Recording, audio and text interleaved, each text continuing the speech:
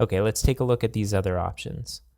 For revision information, we can create a new revision, although this doesn't really make sense when we're creating our initial version of this page because there will only be a single revision at this point.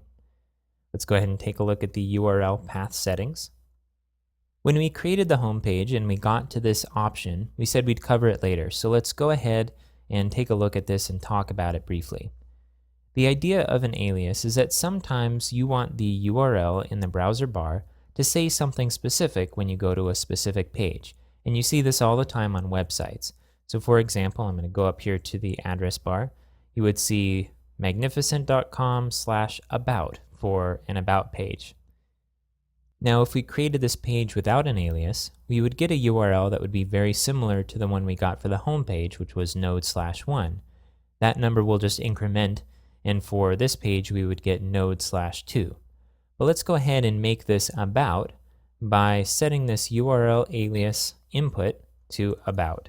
And that's all we need to do in order to create a page at /about for this particular piece of content. Now the path node/2 will still work, but we have this alias, which is an alias for node/2, that will work as well. And in the future, we'll cover some modules that will allow us to create a single official alias so that if we do have multiple ways of accessing a piece of content, it will always point to our particular URL that we've chosen.